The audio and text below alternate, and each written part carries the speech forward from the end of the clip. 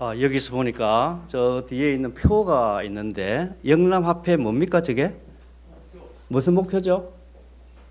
그냥 목표입니까? 영남합회 목표 뒤에가 세 개가 있는데 다 같이 한번 볼까요? 영적 부흥, 예배 회복, 선교 부흥. 예, 영남합회에서 홍보대사로 온 최인일입니다. 왜냐면은 제가 오늘 제목을 부흥으로 잡았거든요. 이 부흥하고 저 부흥하고 너무 맞지 않습니까?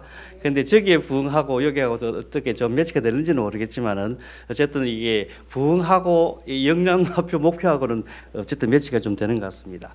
제가 매일 아침 6시마다 말씀 묵상을 성경 2장씩을 올리는데 제가 에스겔서를 이게 말씀 묵상을 하면서 에스겔서 굉장히 어려워요. 굉장히 어렵고 어려운데 굉장히 신나는 장면이 한 면이 나왔습니다. 어떤 신나는 장면이 나오냐면은 37장에 보면 뼈들이 막 이렇게 붓고 소리가 나고 이런 이야기가 나오거든요. 그게 어쨌든 감동이었거든요. 그래서 어쨌든 전체적인 분위기는 좀 파악이 안 되지만 그 37장은 참 재미있었다는 생각이 내리 남았습니다. 그래서 제가 이번에는 오늘 에스겔서를 가지고 좀 말씀을 좀 전해야 되겠다 이런 생각을 하게 됐습니다. 그 에스겔서를 보면은 에스겔서는 뜻이 뭐냐면 하나님께서 강하게 하실 자. 이 에스겔은 순종하는 사람 선지자인 것 같습니다. 그래서 아마 그래서 그런지 하나님께서 강하게 하실 자라는 그런 의미를 가지고 있고, 이 에스겔 선지자는 2차 침입 때, 바벨론의 2차 침입 때 바벨론에 잡혀간 선지자죠. 기록 시기는 기원전 592년부터 570년 사이에 바벨론 포로 중의 선지자라고 되어 있습니다.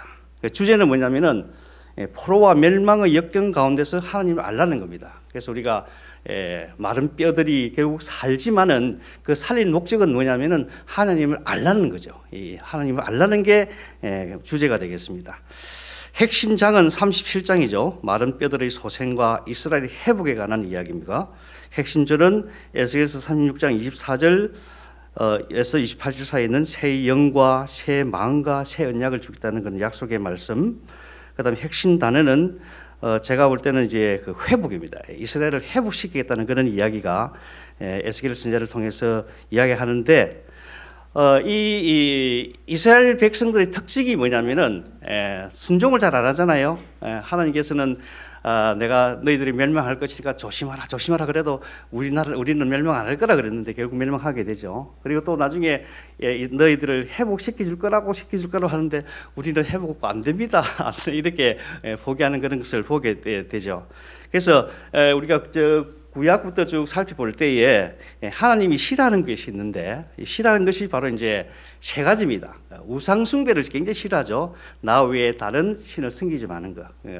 물론 이제 우상을 만들어서 섬기는 것도 그렇지만 요즘은 그런 것을 안 하더라도 하나님보다 더 위에 두고 섬긴다면 그것이 우상이 될 수가 있죠. 그래서 돈이 우상이 될 수가 있습니까? 돈이 우상이 될 수가 있고, 취미가 또 하나님보다 더 위에 있다면 또 우상이 될 수 있겠죠. 어쨌든 우상 숭배를 싫어하고 불순종을 참 싫어해요. 그런데 인간은 불순종하게끔 창조가 되어 있는지 어쨌든 죄 때문에 불순종을 잘하지 않습니까? 그 다음에 자기 잘났다고 생각하는 교만, 이 세 가지를 참 하나님이 싫어한 것 같다는 생각이 듭니다. 그래서 31장부터 이스라엘서 1장부터 32장까지는 결국에는 이제 이스라엘이 멸망에 관한 이야기죠. 그리고 주위의 이웃 나라 한 7나라 되는 주위의 나라들도 멸망할 것이 너무 실망하지 말고 다음에 올 목자가 또 이스라엘을 회복시켜줬다는 그런 이야기를 하게 되는 장면을 볼 수가 있고, 이 33장부터는 이제 앞으로 이스라엘 회복에 관한 이야기를 하게 됩니다. 그래서 33장에 보면은 33장 6절, 그러나 파수꾼이 칼이 임함을 보고도 나팔을 불지 아니하여 백성에게 경고치 아니하므로 그 중에 한 사람이 그 임하는 칼에 제함을 당하면 그는 자기 제약 중에서 제함받으려니와 그 죄를 내가 파수꾼의 손에서 찾으리라. 7절, 인자야 내가 너로 이스라엘 족속의 파수꾼을 삼음이 이와 같으니라. 그런즉 너는 내 입의 말을 듣고 나를 대신하여 그들에게 경고할지라. 왜 파수꾼이 필요할까요?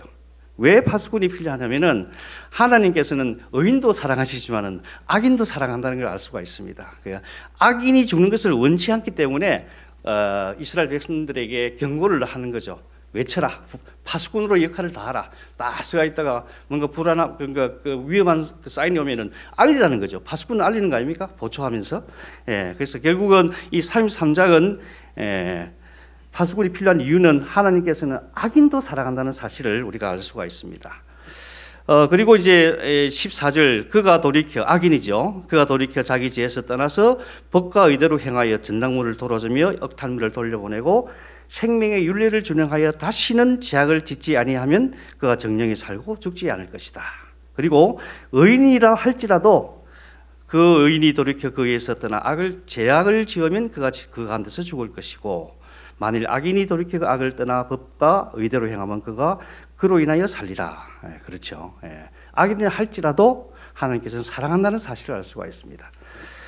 그 다음에 이제 34장에는 드디어 이제 하나님께서는 이 양떼를 이제 구원하는 그런 장면이 나오죠.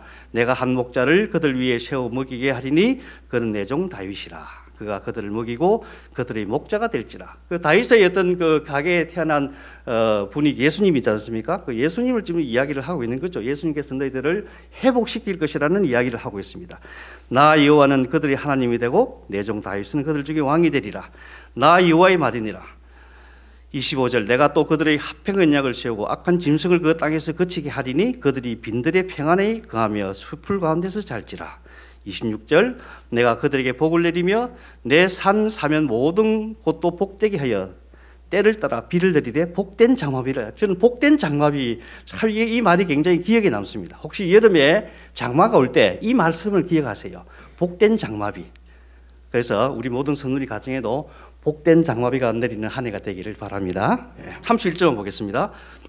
내 양 곧 내 초장의 양 너희는 사람이요 나는 너희 하나님이라. 나 주 여호와의 말이니라. 이스라엘을 갖다가 이제 회복시키겠다는 그런 약속을 하는 겁니다. 36절 그리고 이제 또 아까 그 주제 성경절이죠. 새 영을 너희 속에 두고 새 마음을 너희에게 주되 너희 육신에서 굳은 마음을 제하고 부드러운 마음을 줄 것이며 그렇습니다. 올 한 해는 우리 모든 성도님의 마음이 새 영이 거하게 되고 또 새 마음을 가지게 되고 부드러운 마음을 가지는 한 해가 되기를 간절히 바랍니다. 그리고 또 하나님께서 우리에게 원하는 것은 그 율례를 참 지키는 걸 굉장히 좋아해요. 제가 지난 첫 안식일 날 하나님을 정말 목숨을 다하여 힘을 다하여 그 다음에 뜻을 다하여 마음을 다하여 하나님을 사는 방법이 뭐라고 그랬습니까? 율례를 지키는 거라고 그랬거든요. 그래서 하나님께서 우리에게 가장 원하는 것이 율례를 지키는 걸 굉장히 원하시는 것 같습니다. 28절 내가 너희 열조에게 준 땅에 너희가 거하여 내 백성이 되고 너는 나의 하나님이 되리라. 자, 드디어 이제 재미있는 장면 37장이 나옵니다. 제가 1절을 읽고 홀수절을 읽고 짝수절은 여러분들이 읽는 방법을 한번 취해보겠습니다. 다 같이 시작. 제가 먼저 읽겠습니다. 여호와께서 권능으로 내게 임하시고 그 신으로 나를 데리고 가서 골짜기 가운데 두셨는데 거기 뼈가 가득하더라.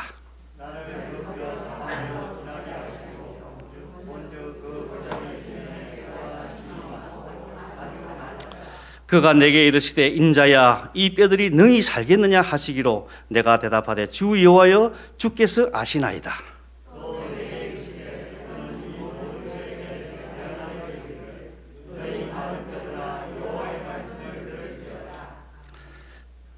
5절입니다. 주 여호와께서 이 뼈들에게 말씀하시기를 내가 생기로 너희에게 들어가게 하리니 너희가 살리라.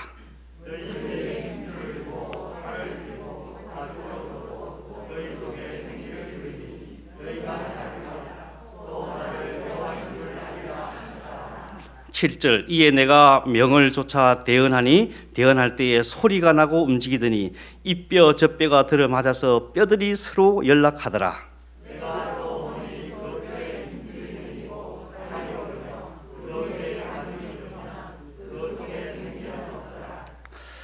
9절입니다. 또 내게 이르시되 인자야 너는 생기를 향하여 대언하라. 생기에게 대언하여 이르기를 주 여호와의 말씀에 생기야 사방에서부터 와서 이 사망을 당한 자에게 붙어서 살게 하라 하셨다 하라.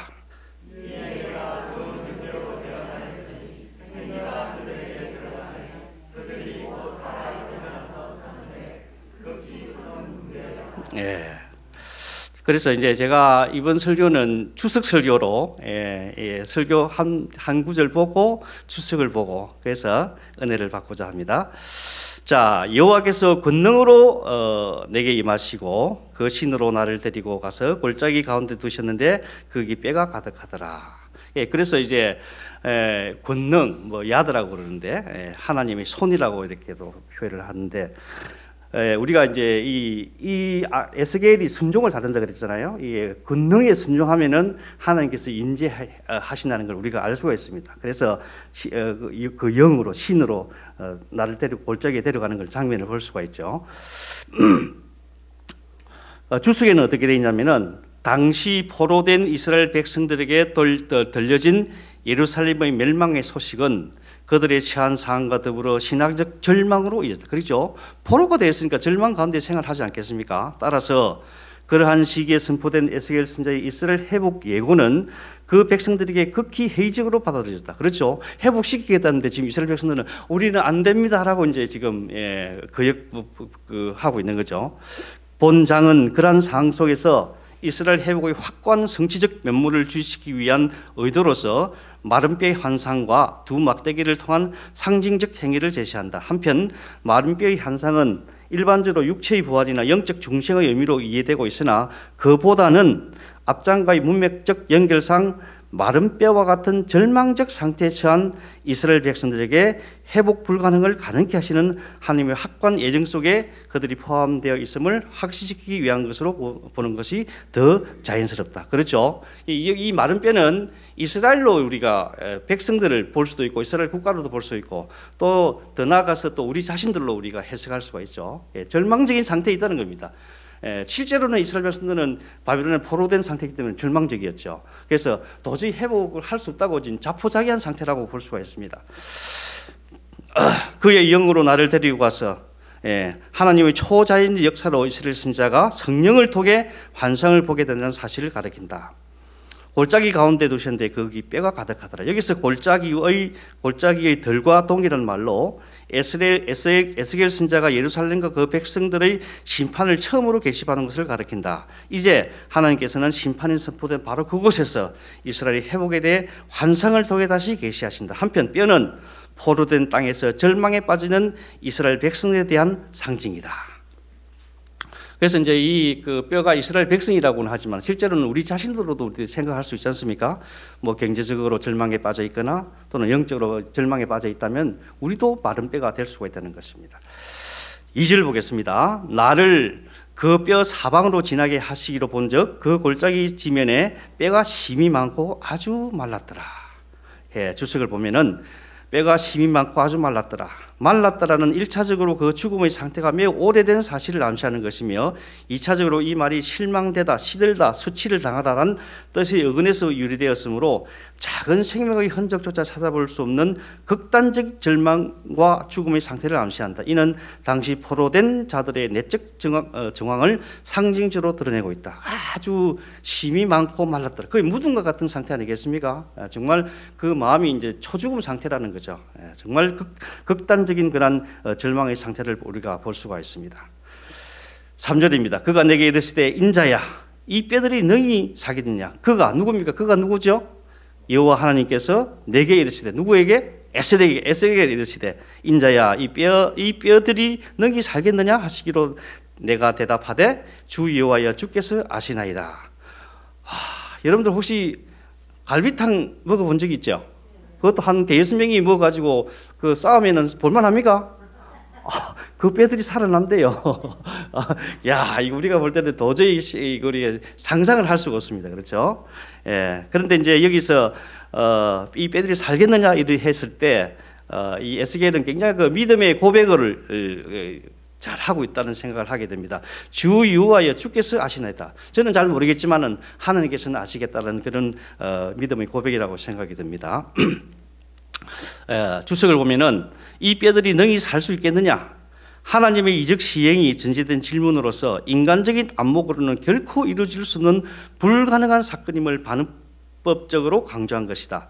주께서 하시나이다. 선지자는 상단의 답변을 전적으로 하나님과 연관시킨다. 이는 곧 인간적인 안목에서 불가능한 일이지만 하나님께서 원하시는 일이라면 가능한 것이며 또한 오직 하나님만이 그 일을 가능케 하실 유일한 분이라는 사실을 묵시적으로 드러내는 것이다.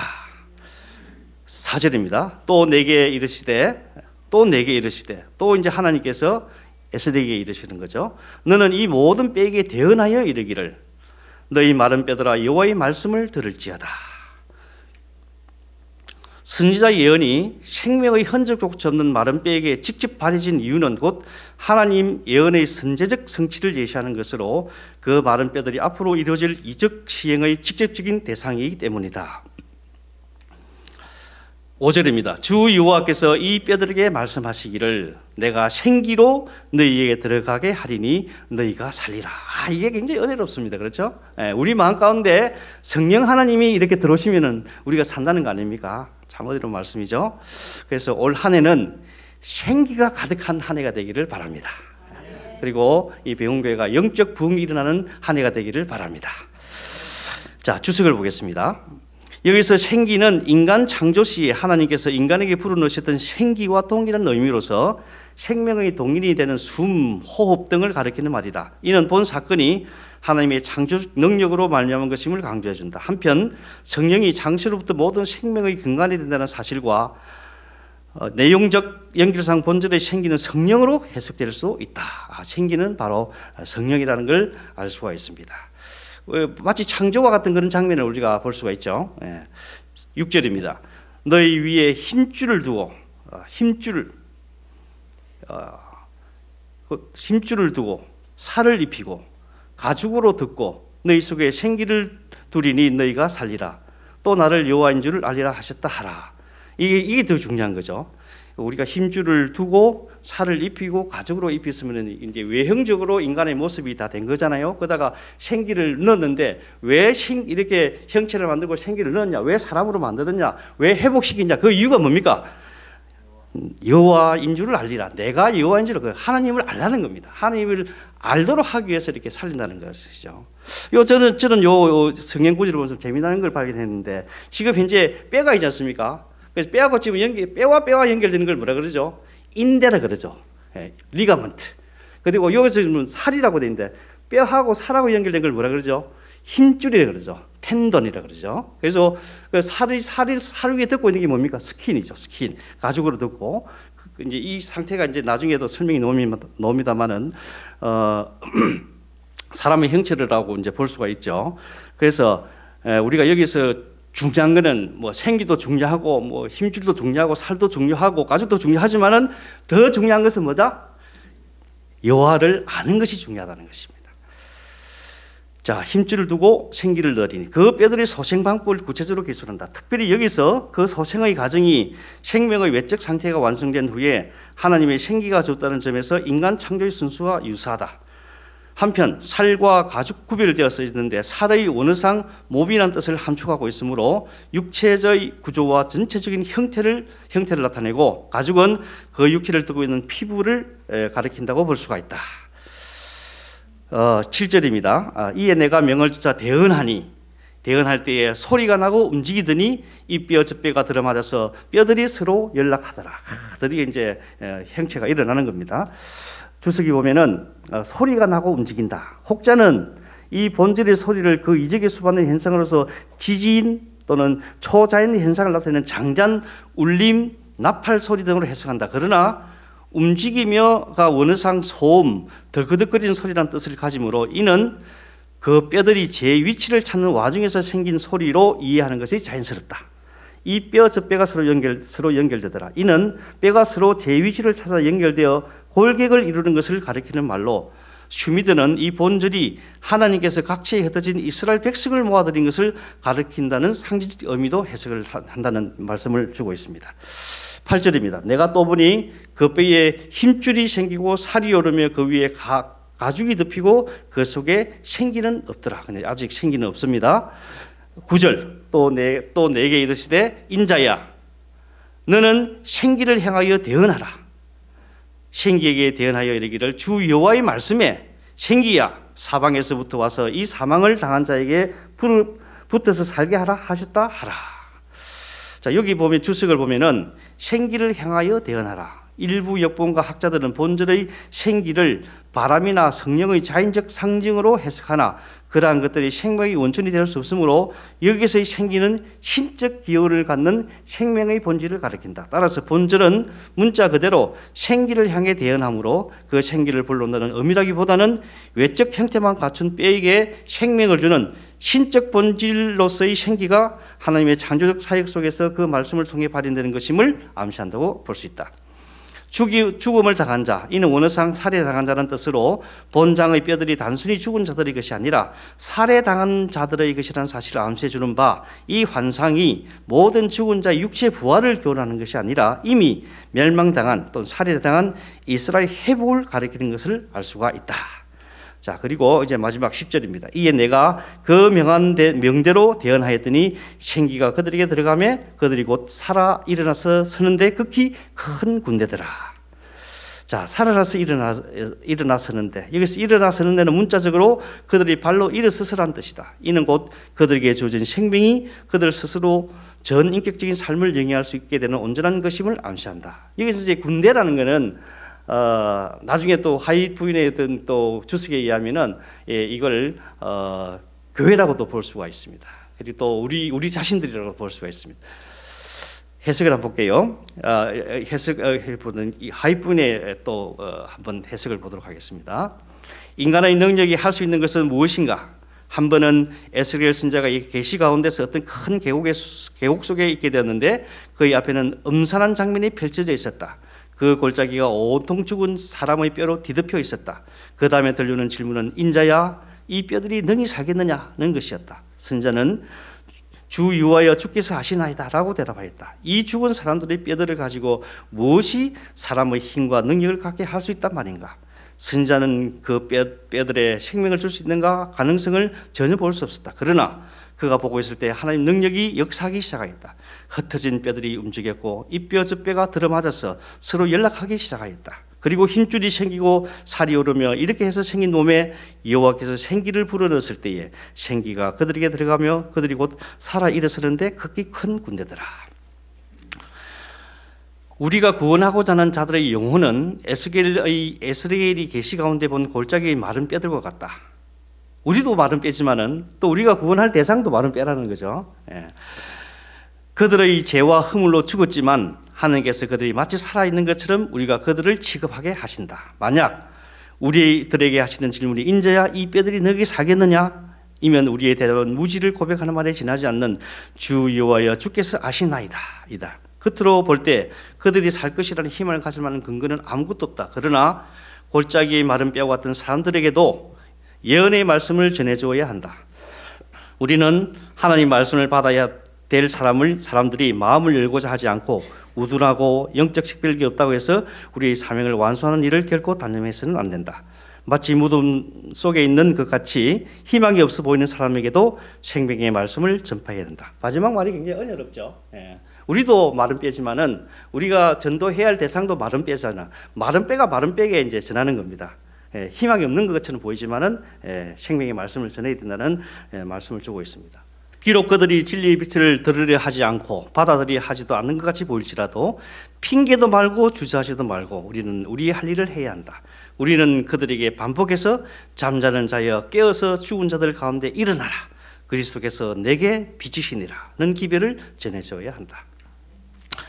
인간 대리자가 생명을 불어넣는 것이 아니다.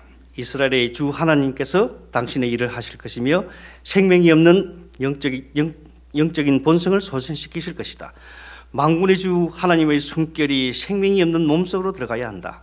모든 은밀한 일이 벌거벗은 것 같이 드러날 심판때에 인간 대리자를 통해서 하나님의 음성이 발해졌고 둔한 양심을 일깨우고 생명이 없는 신체 기능을 자극하였으며 죄인들을 감동시켜서 회개하고 통회하게 하시고 죄를 버리게 하시다는 사실이 알려지게 될 것이다. 그때에 인간 대리자를 통해서 예수를 믿는 믿음을 영혼에게 나눠주었고 죄와 허물로 죽은 사람들에게 하늘의 영적 생명을 불어넣어서 그가 소생함을 입었다는 사실을 분명하게 보게 될 것이다.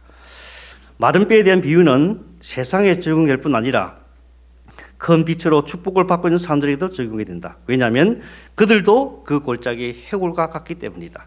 그들은 사람의 형상과 신체 구조를 갖기는 했지만 영적 생명을 갖고 있지 않다. 그러나 그 비유는 마른 뼈들을 단지 사람의 형상으로 짜 맞춰놓고 그냥 버려두지 않는다. 왜냐하면 사지와 얼굴에 균형이 잡힌 것으로 족한 것이 아니기 때문이다.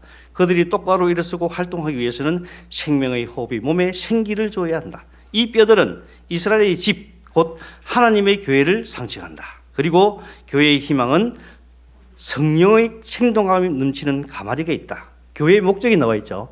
교회의 희망은 뭐라 했습니까? 성령의 생동감 넘치는 가마리가 있다. 그들이 살기 위해서는 주께서 마른 뼈들 위에 생기를 불어넣으셔야 한다. 하나님의 성령께서 활력을 주시는 그 능력과 모든 인간 대리자들 속에 계셔야 하는데, 이는 그 모든 영적 근육과 힘줄이 운동을 하도록 하기 위함이다. 성령이 없으면, 다시 말해서 생기가 없으면 무딘 양심과 영의 죽음이 있을 뿐이다. 영적인 생명이 있는 사람들이 교회의 농명책에 많이 올려져 있지만 그들은 어린 양의 생명책에는 그 이름이 기록되어 있지 않다. 그들이 교회의 교인이 되었는지는 모르겠지만, 이 말이 상당히 우리에게 충격적입니다. 그들이 교회의 교인이 되었는지는 모르겠지만 주님과 연합하지 않았다. 그들이 어떤 부서의 의무 수행에 열심히요 살아있는 사람으로 인정을 받을는지는 모르지만 살았다 하는 이름은 있으나 실상은 죽은 자들인 사람들이 많이 있다. 이게 굉장히 이 말을 보고 찔림이 있습니다. 만약 영혼이 하나님께로 돌아가는 순수한 회심이 없으면, 만약 하나님의 생기가 영적 생명을 회복시키지 않으면, 만약 진리를 믿는다고 공언하는 사람들이 하늘의 원칙에 의해 움직이지 않으면 그들은 영원히 썩지 아니할 씨로 태어난 것이 아니다. 만약 그들이 그리스도를 그들의 유일한 안정체로 믿지 않으면, 만약 그들이 하나님의 품성을 본받고 성령 안에서 일하지 않으면 그들은 벌거벗은 자들이다. 그리스도의 의옷을 입고 있는 것이 아니다. 종종 죽은 자들이 산자들로 여겨진다. 왜냐하면 자신의 생각을 따라 구원을 정의하고 그것을 그대로 적용하고 있는 사람들은 하나님이 그들 속에 당신의 기쁘신 뜻을 위하여 역사하지 않으시기 때문이다. 이런 부류의 사람들이 에스겔의 환상 중에서 본 골짜기의 마른 뼈로 상징되었다. 자, 이제 요약을 하겠습니다. 부흥이라는 것은 뭐냐? 부흥은 하나님의 생기를 후 불어넣는 것입니다. 그러면은 우리가 살아나는 것이 바로 그것이 부흥입니다. 오늘 이거 말면 됩니다. 이 한마디 때문에 제가 이 말씀을 준비했는데요. 이 말씀으로 은혜를 받으면 됩니다. 마른 뼈 같은 우리들이 하나님의 생기를 받아 욕망대로 살지 않고 다시 살아나면 그것이 바로 부흥이 되는 것입니다. 그래서 루하흐라고 그러죠. 생기, 성령. 마른 뼈이 살아나는 것. 하나님 나라 또는 교회에서는 부흥이라고 하지만 인간이 말할 때는 기적이라고 볼 수가 있죠. 부흥은 하나님의 생기, 성령께서 임하사 살아나는 것입니다. 올 한 해는 살아나기를 바랍니다. 마른 뼈들이 살아나는 것이 부흥이요 복음입니다. 부흥 중의 부흥은 아까 이야기했죠. 우리가 힘줄을 주고 근육을 주고 피부를 주고 생기를 줬다 할지라도 하나님을 아는 것이 중요하다 그랬어요. 그래서 부흥 중의 부흥은 또 여호와를 아는 것이라 그랬습니다. 부흥은 하나님의 영광을 받으시는 것입니다. 자, 결론입니다. 마른 뼈 같은 내가 묻은 것 같은 현실을 박차가 놓을 수 있는 방법은 무엇인가? 그래서 눈을 들어 예수님께 시선을 고정했으면 좋겠습니다. 왜냐하면 시야가 넓어지기 때문이다. 그래서 올 한 해는 예수님께 시선을 고정하는 한 해 되기를 바랍니다. 마른 뼈 같은 우리들에게 힘줄이 생기게 하고 근육이 생기게 하시고 피부를 입혀주시고 생기를 불어넣어 드디어 군대가 되게 하셨습니다. 이 군대는 바로 교회가 됐죠. 그래서 이 군대가 되게 하셨어. 교회가 되게 하셔서 세상을 살리는 힘을 주십니다. 우리가 하나님께 의지할 때 죽은 우리는 생명을 갖게 됩니다. 무덤에 있는 마른 뼈 같은 나를 통해 세상을 행복하게 하고 세상을 살리라는 꿈을 주십니다. 하나님 손을 잡고 생기를 받아 새롭게 살게 되기를 바라면서 말씀을 마치겠습니다. 하늘에 계시는 아버지 하나님, 마른 뼈 같은 저희들에게 힘줄을 두고 살을 입히고 가죽으로 덮고 생기를 주셔서 욕망대로 살지 않고 부흥이 일어날 수 있도록 축복해 주시옵소서. 그래야 더욱더 여호와를 알게 하시고 사랑할 수 있도록 도와주셔서 하나님의 율법을 마음을 다하여 지킬 수 있도록 도와주시옵소서. 올 한 해 병원교회에게 생기를 주셔서 부흥이 일어나게 하시고 군대가 되게 하셔서 세상을 행복하게 하고 세상을 살릴 수 있도록 은혜해 주시옵소서. 우리 모두 하나님 손잡고 생기를 받아 새롭게 살 수 있도록 축복해 주시옵기를 예수님 이름으로 기도드리옵나이다. 아멘.